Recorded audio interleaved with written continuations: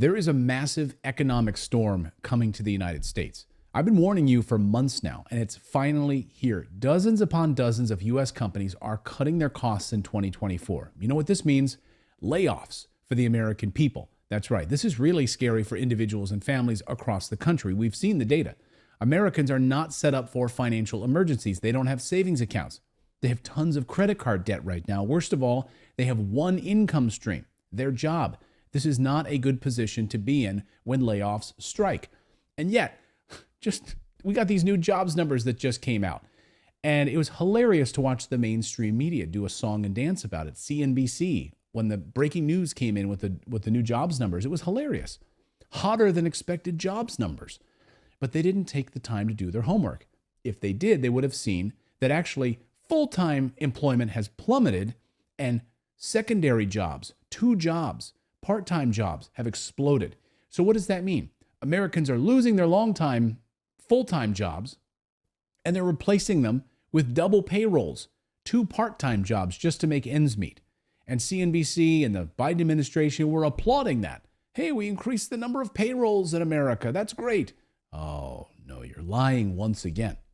2024 is the year of the layoff right now, and things are going to get worse before they get better. We're going from quiet cutting to loud, blatant, widespread, aggressive cutting. Many U.S. companies have announced their plans to cut costs this year. They're telling you it is coming, okay? They've signaled it. CNBC reported that corporate America is announcing layoffs across the board.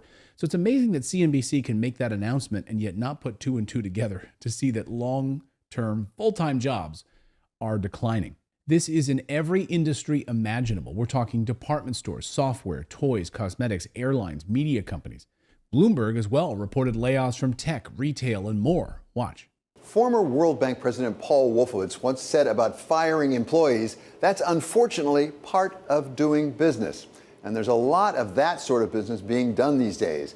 Just ask the 3,000 people being laid off at Estee Lauder. Cutting as much as 3,000 positions. We continue to see job cuts. This is part of a restructuring plan to put one of the world's largest beauty companies back on track. Many investors, as we know, would have said this was long in coming. Or the 32,000 tech employees let go already this year, including 10% of those working at Snap. Snap saying these cuts are being made to, quote, best position our business to execute on our highest priorities. It's been facing that deceleration in ad revenue, as have many of its tech peers.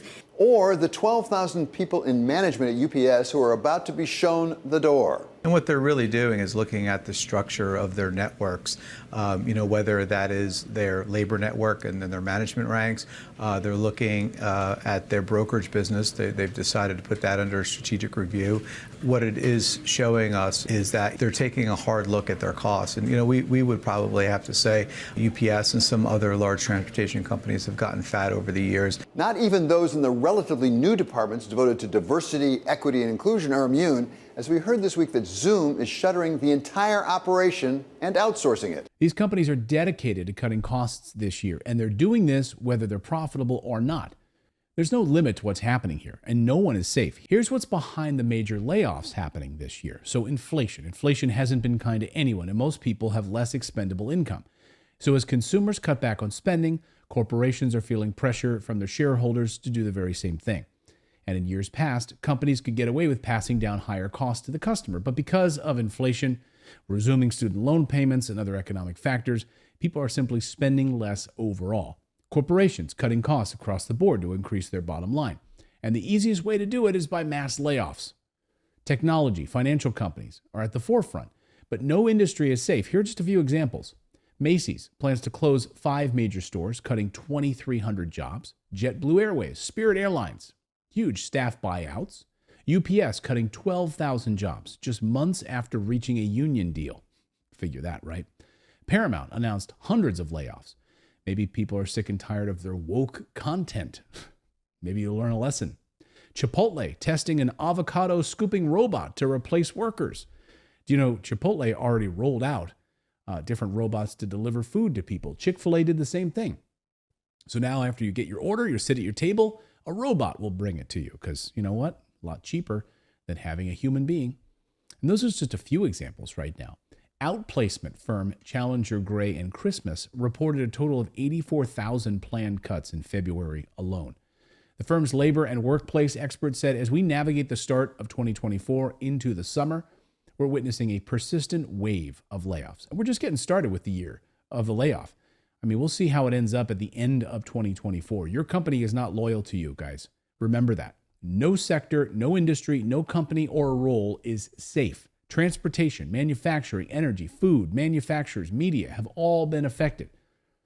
Heck, the same report announced that even education has announced more job cuts this year. Layoffs for teachers?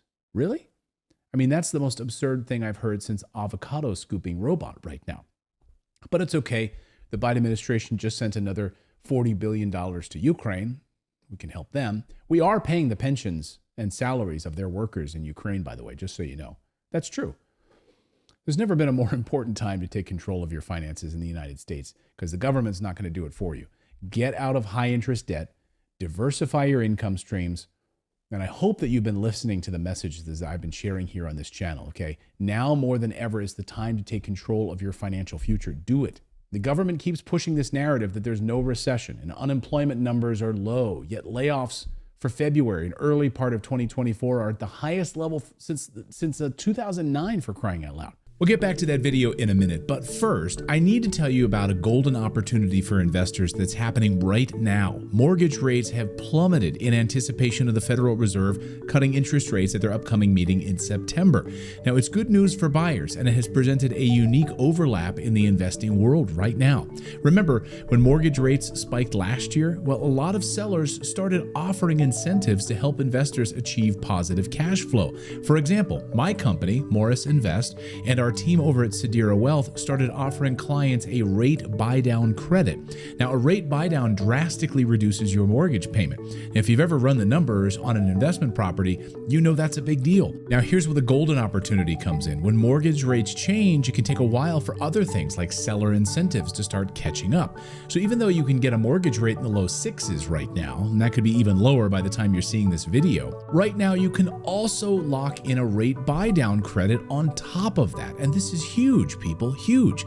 With the two combined, our team's finance expert said he's seeing our clients locking in rates he hasn't seen in years. But here's the catch. The window of opportunity here is very narrow. This overlap will close very soon. So those seller incentives are going to fall off very, very soon. There are two more reasons to move quickly on this. One, prices are rising week over week. And now that rates are going down, they're going to spike even more dramatically, which will be made worse by two, increasing competition. Potential buyers have been sitting on the sidelines just waiting for rates to drop. And now that they have, they're going to flood the market, reproduce bidding wars, pushing prices even higher. If you need a refresher on the advantages of owning real estate, like how it delivers 4 streams of income through number 1, appreciation and equity gains, number 2, principal reduction by your tenants, number 3, tax benefits and depreciation, and number 4, cash flow, I'll link another video in the description so you can check that out. But if you've done your research and you already understand why build-to-rent properties in high-growth rental markets are a great path to financial freedom, then take action right now. You do not want to miss out on this opportunity to fast-track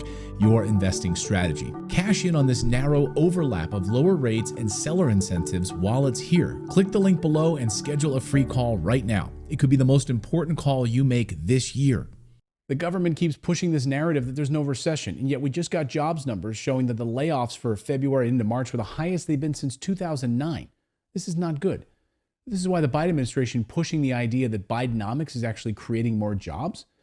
It's just not the case, unless we're talking about senior citizens delivering pizzas to pay their bills during retirement. Seriously, watch my video on retirement if you want to hear the truth about the massive failure in the American retirement system. And when you combine this news about layoffs with the atrocious state of credit card debt, we're looking at a really troubling situation for the American people right now. And that's a whole other issue. But if you haven't yet seen my videos on the credit card crisis we're facing, you want to check out those next videos. Thank you guys so much for subscribing, and we'll see you next time.